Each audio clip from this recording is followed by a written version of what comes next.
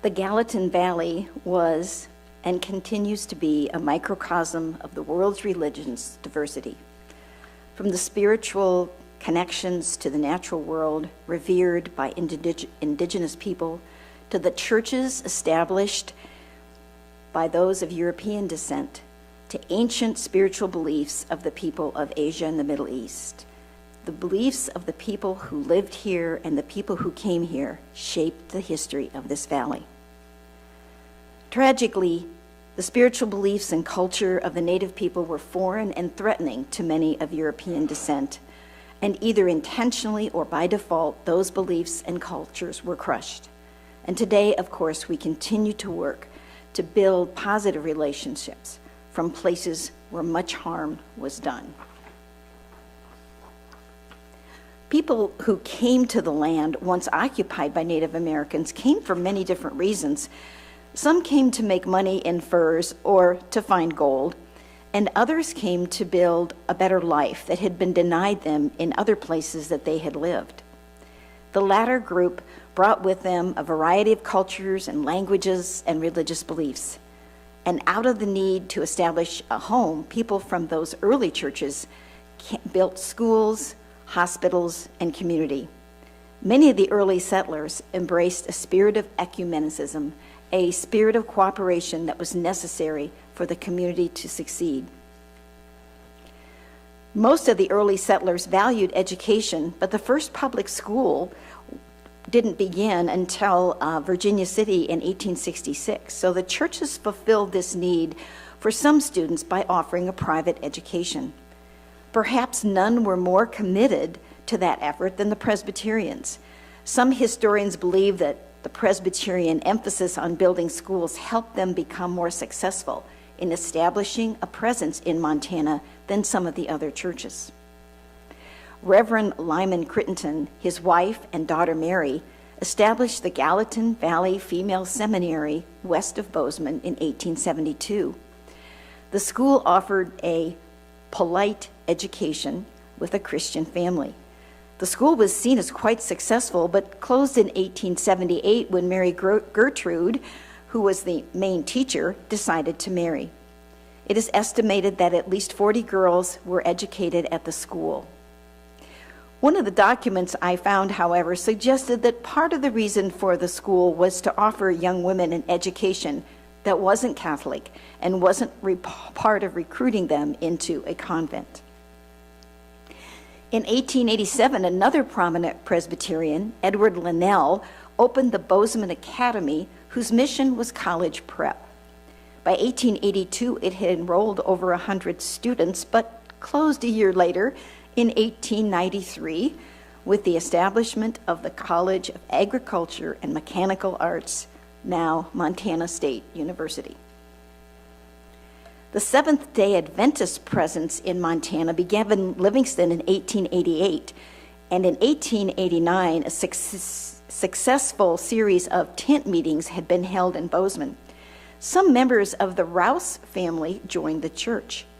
And to note, Daniel Rouse, William Beale, and John Bozeman founded the city of Bozeman in 1864.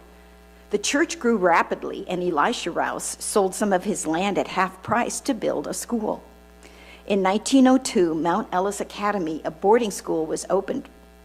It attracted students from around the country and eventually the world with its holistic approach of mind, body, and spirit to education.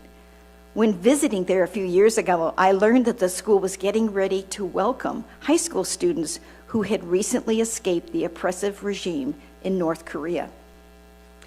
And the Manhattan Christian School began in 1911. The school was established by the Dutch settlers in the valley who began coming in the 1890s to grow barley for beer production. The school continues today with 70% of the students coming from outside the community. Another important contribution of these early churches was to healthcare and the establishment of a hospital. In the beginning, the first medical facility was a sanitarium established by Dr. Henry Foster. Later, it was sold to Methodist women known as deaconesses. These women dedicated their lives to service and establishing and maintaining hospitals. These were some of the first hospitals in Montana, not just Bozeman. They cared for patients, cleaned the hospital, and typically received a small stipend for room and board. The deaconesses remained involved in the hospital in Bozeman until the 1940s. Brother Van Orsdale, the famed itinerant Methodist preacher, traveled throughout the region from the 1870s to the early 1900s. He was well respected for his inspired preaching, but also as a humanitarian. And coincidentally, he was a good friend of Charlie Russell's. Brother Van was instrumental in helping to establish and staff Montana's deaconess hospitals, including the one in Bozeman in 1911. In addition to the contributions to education and healthcare, the early churches in the Gallatin Valley found it important to work in a cooperative way with other churches who were just getting started. It could be argued that the challenge of frontier life led to ecumenicism, cooperation between Christian denominations. Many people were not particular about what services they attended because coming together as a community was more important than a specific doctrine. Not only was there crossover between Presbyterians, Methodists, and Episcopalians, but also between Catholic and Protestant. One Presbyterian recalled, quote, "We almost forgot we were Presbyterians. We had so associated pleasantly with the Methodist people and were so much attached to Bishop Tuttle, the esteemed Episcopalian bishop, that we hardly knew what church we did belong to." Bishop Tuttle, who traveled around the region, noted that at one service he administered Holy Communion with, quote, "all Christians by whatever name they call themselves," unquote. At another service, he noted that the lay leader was a Baptist and almost nobody of my own prayer book church was there. Both Methodist and Episcopalians welcomed Presbyterians into their buildings until they had one of their own. The first Lutherans in Montana were homesteaders coming in the 1860s. They had originally come from Norway, Sweden, and Germany.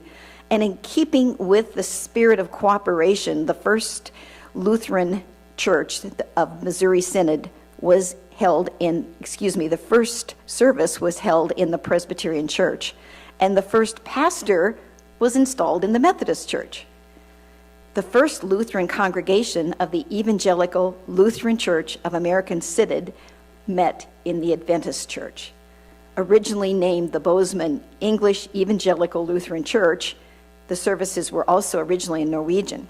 It was later renamed Hope Lutheran between the First World War and the Great Depression because church leaders felt the community needed hope in dark times. When the Baptist church was being built in the early 1900s, records show that local businesses not affiliated with the church contributed to the building. Another example came from the Disciples of Christ Church, now Grand Avenue Christian. They were concerned about rigid denominationalism that kept Christians from different churches from worshiping together and sharing communion in other parts of the country. Upon their arrival in Bozeman, they were invited to use the Presbyterian, Baptist, and Methodist churches until theirs was built. According to Reverend Streeter, an early pastor, it is better all around than to have churches locked against us. It is better to cultivate the spirit of Christian sympathy and fraternal feeling than the spirit of bitter opposition. And Merrill Burlingame, an MSU professor who wrote about the history of the church, founded the non-denominational Danforth Chapel on campus. And finally, when the Dutch settlers first came to the valley in the 1890s, they accepted help from the Presbyterians to establish a church. As more Dutch people settled near Manhattan, many wanted a church more in keeping with their theology, and they wanted the services in Dutch. The Presbyterians, with apparently no hard feelings, transferred the holdings to the Dutch Reformed Church, now Manhattan Christian. In 1928, Reverend Albert Bratt of the Dutch Church wrote about the change, quote, no blame is laid on or at the Presbyterian Church, for the said church could not have done more or offered to do more than it did.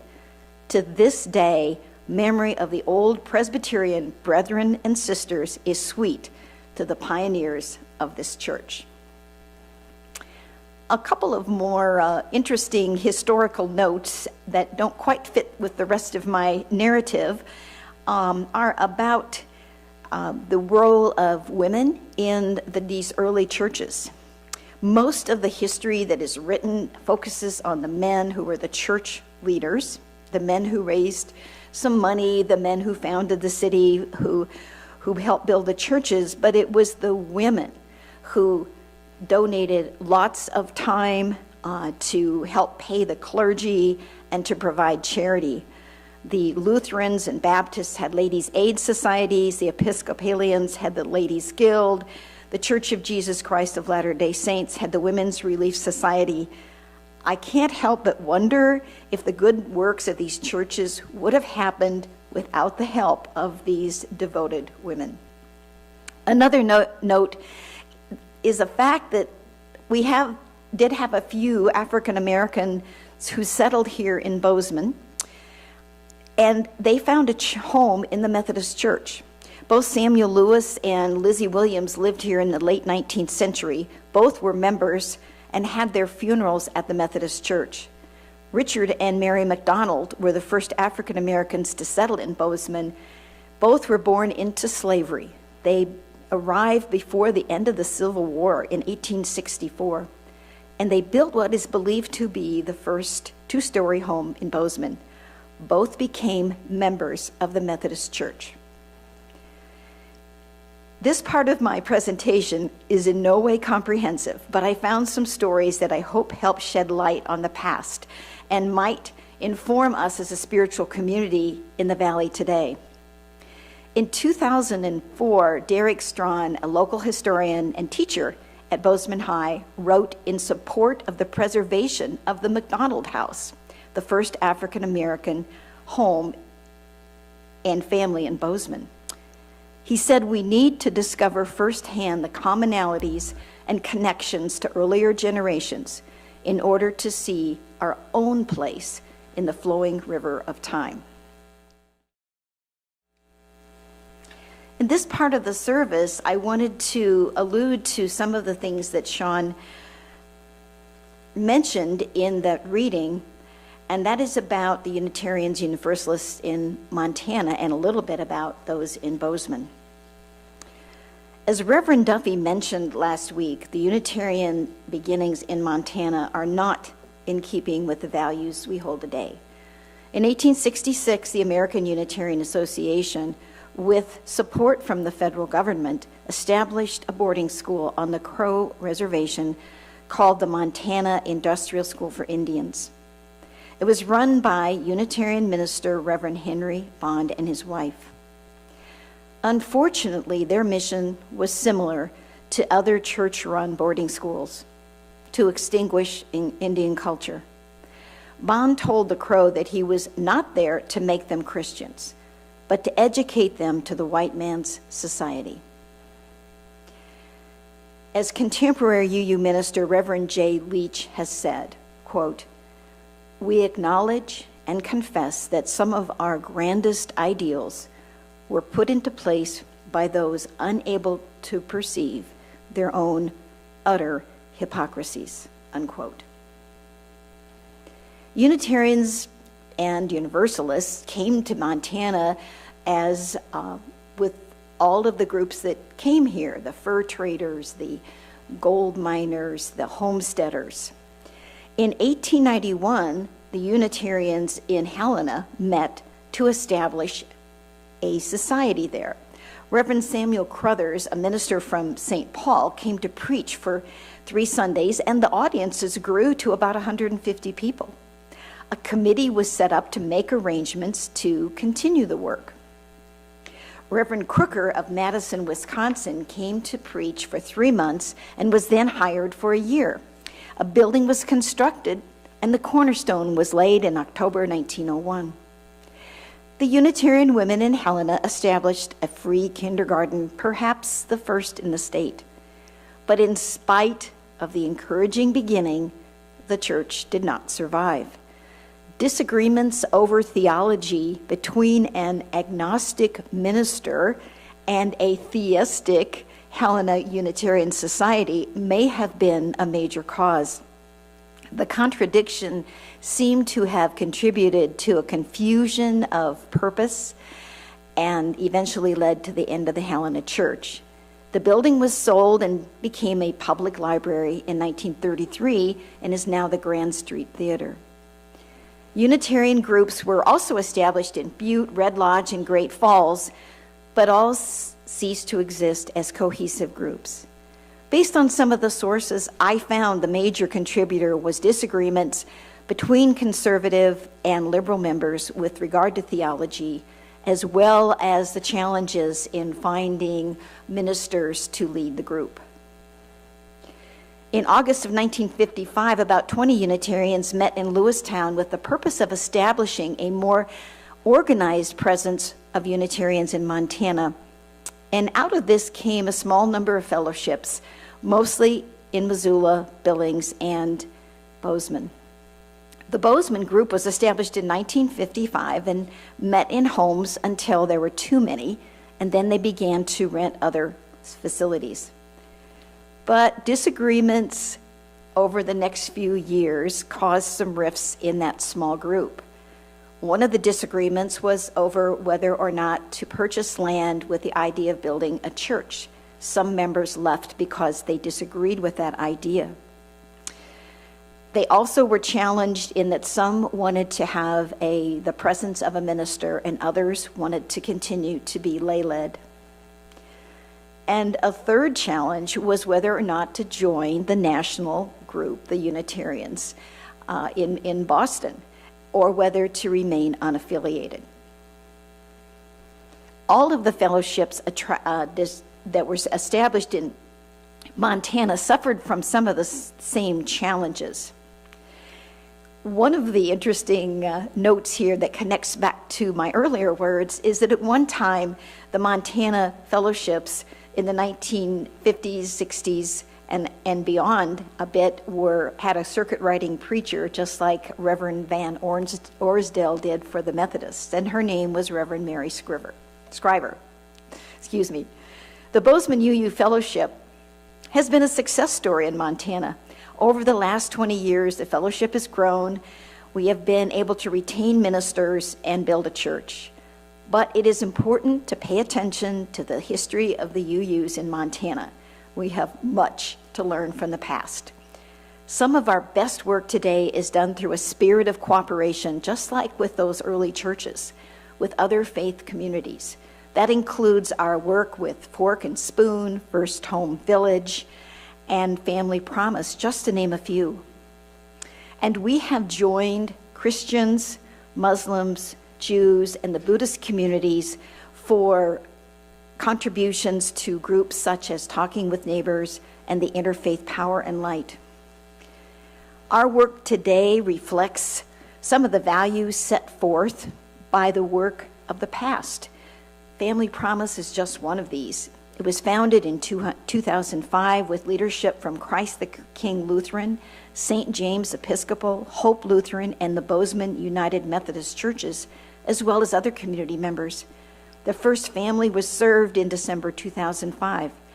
In addition to the churches in the original group, congregations from Belgrade Community Church, First Lutheran, Mount Ellis Academy, Church of Jesus Christ of the Latter-day Saints, and Pilgrim Congregational have all become part of the Family Promise work. In addition to contributing meals and hosting dinners at St. James Episcopal, the UUs of Bozeman painted the Canterbury House on South Tracy as the first family day center. The history of Unitarian Universalists in Montana deserves to be a full presentation at some future date. For now, let's just say that history matters. It is for us to remember those that came before us, who helped lay foundations for our beliefs and social justice work today. And let us learn from their mistakes. I believe that in order for us to continue to grow and be relevant to ourselves and the community of Bozeman, we need to continue to nourish the spirit of cooperation, as demonstrated by some of those early churches. We need to continue to value the sometimes conflicting beliefs held by members of our fellowship, and we need to continue to value the beliefs of the other faith communities with whom we share so many common purposes.